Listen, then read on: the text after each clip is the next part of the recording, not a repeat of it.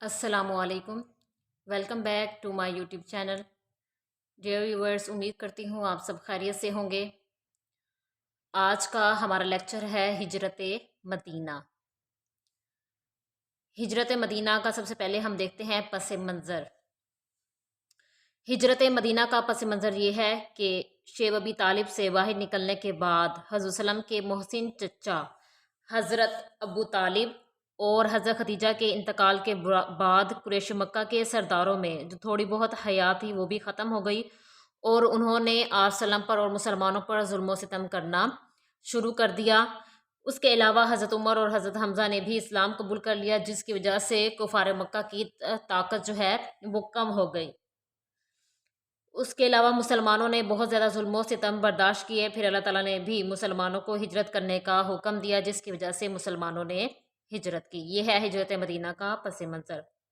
उसके बाद हम देखते हैं हिजरत मदीना के असबाब। हिजरत मदीना के असबाब क्या हैं? सबसे पहला है कुरैश मक्का की दुश्मनी।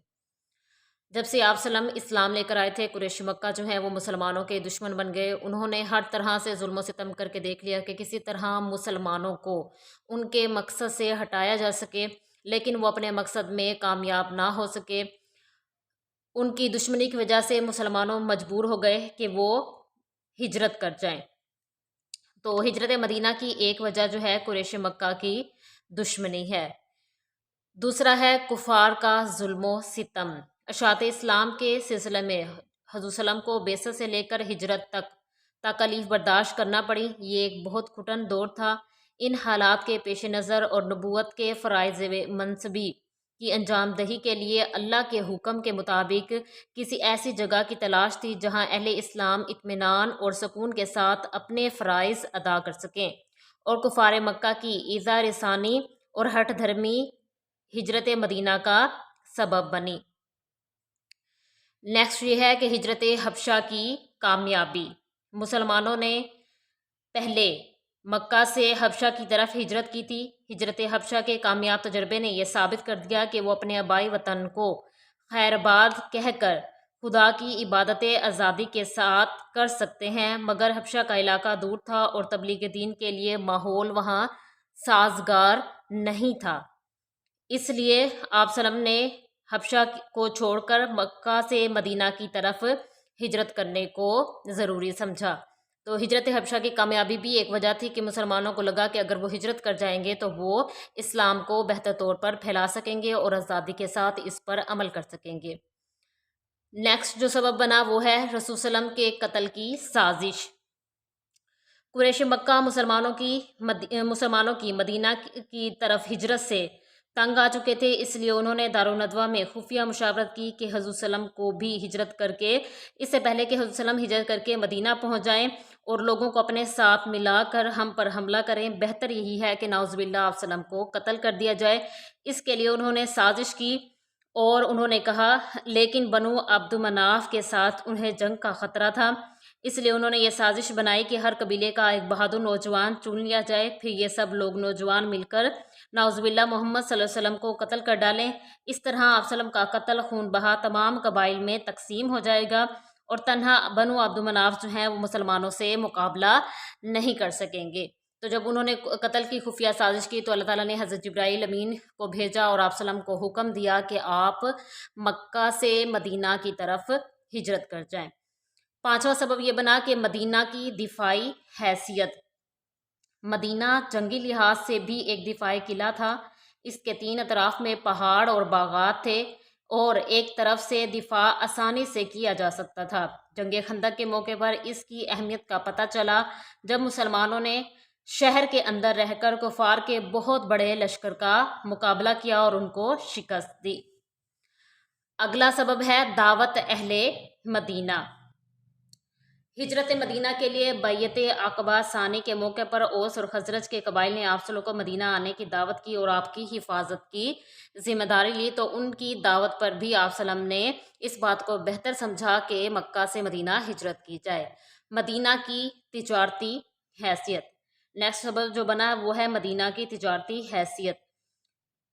मदीना तिजारती लिहाज से भी बहुत अहमियत का हामिल था, क्योंकि शाम के तिजारती रास्ते मदीना से ही गुजर कर जाते थे اور قریش مکہ پر دباؤ ڈالنے کی خاطر مسلمانوں نے ان کے تجارتی قافلوں کی نگرانی بھی شروع کر دی تھی۔ اس لیے مدینہ تجارتی لحاظ سے بہتر تھا، اس لیے مسلمانوں نے مکہ سے مدینہ کی طرف ہجرت کی۔ اس کے بعد ہے اذن خداوندی، اللہ تعالیٰ کا حکم۔ حضرت صلی اللہ علیہ وسلم نے جب دیکھا کہ مدینہ میں مسلمانوں کے لیے ایک پناہ گاہ میسر آ چکی ہے تو آپ صلی اللہ علیہ وسلم نے مسلمانوں کو مکہ سے مدینہ کی طرف ہجرت کرنے کا حکم دے دیا۔ لوگ آہستہ آہستہ مدینہ میں جا کر آباد ہونے لگے۔ مکہ میں صرف حضرت محمد صلی اللہ علیہ وسلم، حضرت ابوبکر صدیق اور حضرت علی باقی رہ گئے تھے۔ حضرت صلی اللہ علیہ وسلم کو ہر روز خدا کی طرف سے ہجرت کی اجازت کا انتظار رہتا تھا۔ ایک رات جب قریش مکہ نے حضرت صلی اللہ علیہ وسلم کے قتل کا منصوبہ بنایا تو اللہ تعالیٰ نے اسی رات آپ صلی اللہ علیہ وسلم کو ہجرت کی اجازت دے دی اور آپ صلی اللہ علیہ وسلم جو ہے مکہ سے مدینہ کی طرف ہجرت کر گئے۔ یہ تھے ہجرت مدینہ کے اسباب۔ اس کے بعد ہم دیکھتے ہیں ہجرت مدینہ کے واقعات۔ ہجرت مدینہ جو ہے جب پہلی وحی نازل ہوئی تبھی ورقہ بن نوفل نے اس بات کی تصدیق کر دی تھی کہ آپ کو اہل مکہ جو ہیں آپ کی سرزمین سے نکال دیں گے۔ وہ اہل مکہ جو آپ کو صادق اور امین کہا کرتے تھے، انہوں نے جب آپ صلی اللہ علیہ وسلم نے اسلام پیش کیا تو انہوں نے آپ صلی اللہ علیہ وسلم پر ظلم و ستم کرنا شروع کر دیا، جس کی وجہ سے آپ صلی اللہ علیہ وسلم مکہ سے مدینہ کی طرف ہجرت کر گئے۔ سب سے پہلے ہے حضرت ابوبکر صدیق رضی اللہ عنہ سے مشورہ۔ آپ صلی اللہ علیہ وسلم اپنا ہر کام مشورے سے کیا کرتے تھے۔ جب کفار نے آپ صلی اللہ علیہ وسلم کے قتل کی سازش کی منصوبہ بنایا تو اللہ تعالیٰ نے بذریعہ جبرائیل علیہ السلام آپ صلی اللہ علیہ وسلم کو اطلاع دے دی کہ آج رات آپ بستر پر نہ سوئیں اور ہجرت کے لیے تشریف لے جائیں۔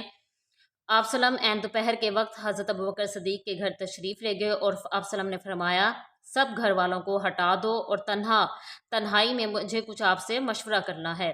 حضرت ابوبکر صدیق نے عرض کیا جناب آپ صلی اللہ علیہ وسلم کی اہلیہ حضرت عائشہ کے سوا کوئی نہیں ہے۔ حضرت صلی اللہ علیہ وسلم نے فرمایا اے ابوبکر اللہ تعالیٰ نے مجھے ہجرت کی اجازت دے دی ہے۔ اس پر حضرت ابوبکر صدیق نے عرض کیا میرے ماں باپ آپ صلی اللہ علیہ وسلم پر قربان ہو جائیں، کیا مجھے بھی یہ شرف حاصل ہے آپ کی ہمراہی کا؟ تو آپ صلی اللہ علیہ وسلم نے فرمایا جی ہاں۔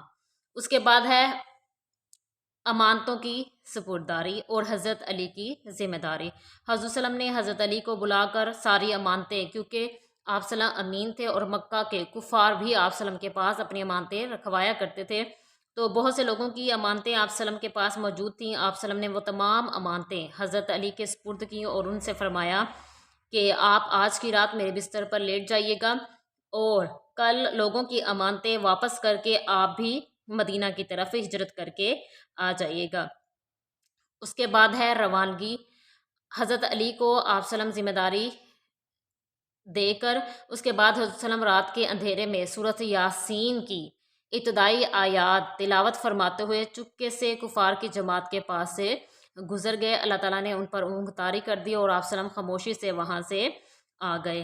اس کے بعد حضرت صلی اللہ علیہ وسلم جو ہیں حضرت ابوبکر صدیق کے گھر پہنچے۔ حضرت ابوبکر صدیق بھی آپ صلی اللہ علیہ وسلم کے ہمراہ چلے۔ دونوں جبل سور کی طرف روانہ ہوئے۔ قریش نے ان دونوں کو زندہ یا مردہ پکڑنے پر 100 اونٹ کا انعام مقرر کیا۔ حضرت ابوبکر صدیق نے پہلے ہی 2 اونٹنیاں خوب کھلا پلا کر تیار کر رکھی تھی۔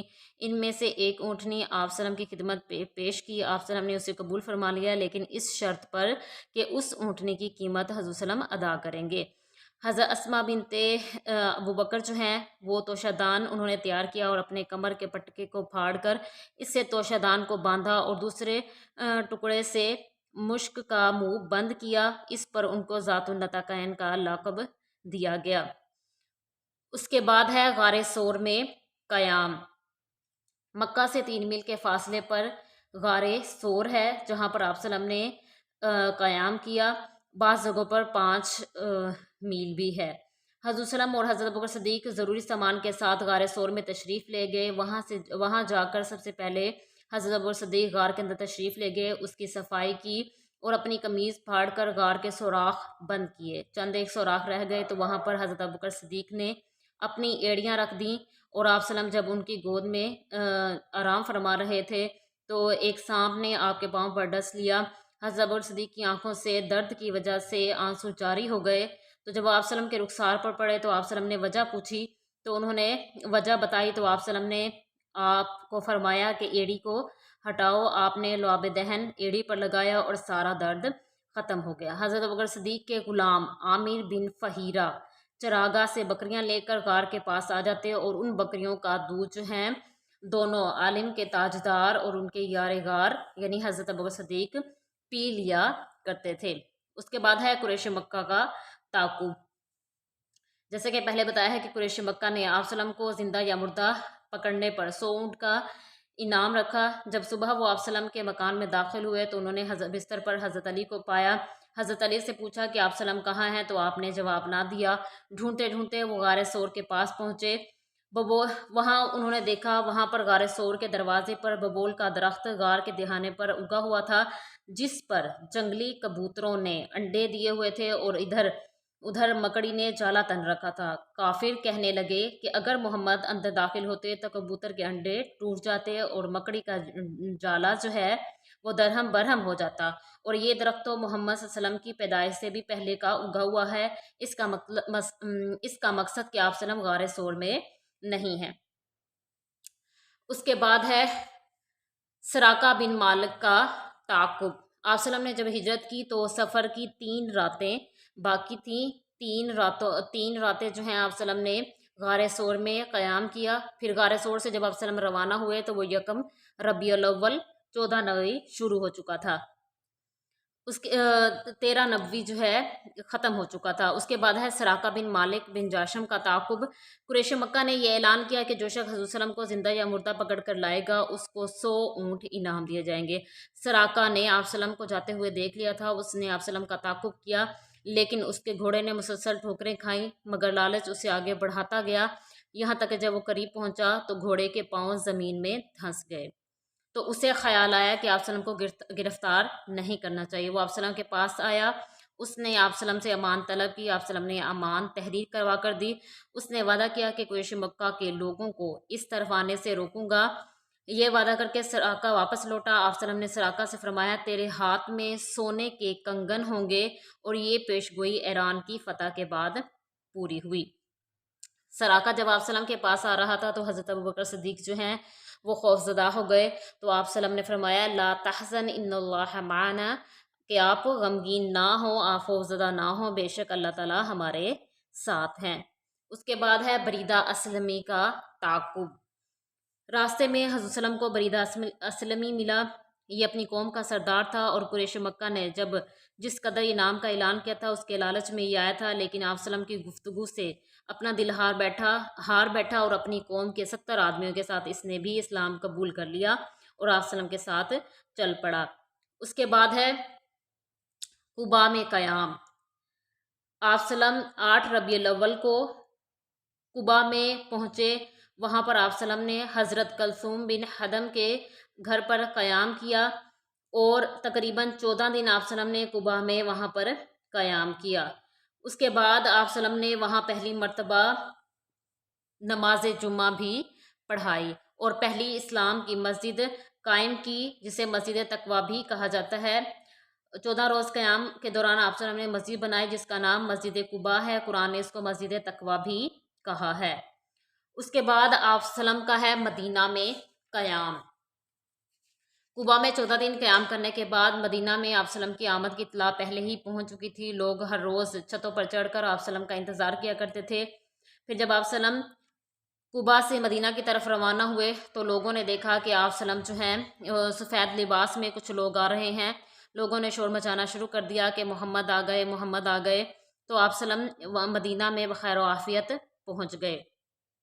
سب لوگ چاہتے تھے کہ آپ وسلم ہمارے گھر پر قیام کریں۔ آپ وسلم نے فرمایا کہ اونٹنی جن کے گھر پر رکے گی انہی کے گھر قیام ہوگا۔ اونٹنی ایک رئیس حضرت ابو ایوب انصاری کے گھر کے سامنے بیٹھ گئی۔ آپ وسلم نے 9 ماہ وہاں پر قیام کیا۔ چند دن بعد ہی آپ وسلم کی زوجہ محترمہ ام المومنین حضرت سودہ رضی اللہ عنہا اور آپ وسلم کی دونوں صاحبزادیاں حضرت فاطمہ اور ام کلثوم، حضرت اسامہ بن زید اور ام ایمن بھی آ گئیں، اور ان سب کو حضرت عبداللہ بن ابی بکر آل ابی بکر کے ساتھ، جن میں حضرت عائشہ آپ وسلم کی زوجہ محترمہ بھی تھی، لے کر آئے تھے۔ البتہ آپ وسلم کی ایک صاحبزادی حضرت زینب حضرت ابو العاص کے پاس رہ گئی تھیں، انہوں نے انہیں آنے نہیں دیا، اور وہ جنگ بدر کے بعد تشریف لا سکیں۔ بعد ازاں مسجد نبوی کی بنیاد بھی رکھی گئی، اور اس کے ساتھ حجرے تعمیر کیے گئے۔ یہ تھے ہجرت مدینہ کے واقعات۔ اس کے بعد ہم دیکھتے ہیں ہجرت مدینہ کے نتائج کیا ہیں۔ ہجرت مدینہ کے نتائج یہ ہیں کہ سب سے پہلے اشاعت اسلام، مسلمان نے اسلام کو پھیلایا۔ اس کے بعد وہاں پر مسلمانوں نے ایک مسجد کی تعمیر کی جس کو مسجد نبوی کہا جاتا ہے۔ مسلمان نے وہاں ایک چبوترا بھی قائم کیا جس کو صفہ کہا جاتا ہے۔ وہاں پر مسلمان اسلام کی دعوت دیا کرتے تھے اور اسلام کی تعلیمات سکھایا کرتے تھے۔ اس کے علاوہ ہے مکمل ضابطہ حیات۔ اسلام ایک مکمل ضابطہ حیات ہے، بلکہ قرآن مجید نے اسے دین کہا ہے، جو ایک شخص کی انفرادی اور اجتماعی زندگی سے وابستہ اور انسانی زندگی کے ہر پہلو کا پیش خیمہ ثابت ہو۔ اس لیے یہ ممکن تھا کہ اسلامی معاشرہ اور اسلامی ریاست کا قیام عمل میں لایا جائے۔ اس کے بعد ہے ملت اسلامیہ کی انفرادی حیثیت۔ مسلمانوں کی ایک انفرادی حیثیت جو ہے وہاں پر اجاگر ہوئی مدینہ کے اندر، اور مسلمانوں کا وہاں ایک پلیٹ فارم بن گیا جہاں پر مسلمانوں نے دیگر اقوام کے شانہ بشانہ کھڑے ہونے کے قابل ہو گئے اور دیگر اقوام کے شانہ بشانہ کھڑے ہو کر ایک دوسرے کا مقابلہ کیا۔ اس کے علاوہ ہے آزادی عبادت۔ مکہ سے مدینہ ہجرت کرنے کے بعد وہاں پر مسلمان ہر طرح کے ظلم و ستم اور خوف سے آزاد ہو گئے۔ وہاں پر مسلمانوں نے آزادی کے ساتھ عبادت کی۔ معاشی خوشحالی، وہاں پر مسلمان تجارت میں بھی انہوں نے شمولیت اختیار کی جس کی وجہ سے مسلمان معاشی طور پر خوشحال ہو گئے۔ منظم معاشرے کا قیام، وہاں پر مسلمان آزادانہ طور پر انہوں نے منظم معاشرے کا قیام عمل میں لائے۔ اس کے علاوہ ہے حضرت وسلم کا سربراہ ریاست تسلیم کر لینا۔ آپ وسلم جب مکہ سے مدینہ ہجرت کر کے گئے تو آپ وسلم کو سربراہ ریاست تسلیم کر لیا گیا۔ جب سربراہ مسلمان ہو تو حکومت بھی، ریاست بھی اسلامی ہوتی ہے۔ تو ہجرت کے بعد جب اہل مدینہ سے معاہدہ ہوا تو اس میں آخری حکم جو ہے رسول صلی اللہ علیہ وسلم کو تسلیم کر لیا گیا حاکم، اور مسلمان ایک آزاد قوم کی حیثیت سے دنیا کے نقشے پر نمودار ہوئے اور حضور صلی اللہ علیہ وسلم کو مدینہ کا سربراہ تسلیم کر لیا گیا۔ اس کے علاوہ ہے جہاد کا حکم۔ مسلمان مکہ میں نہیں لڑ سکتے تھے کیونکہ وہاں پر مشرکین زیادہ تھے۔ جب مکہ سے مدینہ ہجرت کر کے آئے تو وہاں اللہ تعالیٰ نے مسلمانوں کو، کیونکہ اب طاقت بن چکے تھے، ایک طاقت تھی، ایک معاشرہ قائم ہو چکا تھا، تو اللہ تعالیٰ نے اب حکم دے دیا کہ مسلمان اب جہاد کریں۔ یہ تھا آج کا ہمارا ٹاپک، ہجرت مدینہ کا پس منظر، ہجرت مدینہ کے اسباب، واقعات اور نتائج۔ مزید اس طرح کی معلومات اور لیکچرز کے لیے میرے چینل کو لائک کریں، سبسکرائب کریں اور شیئر کریں۔ جزاک اللہ۔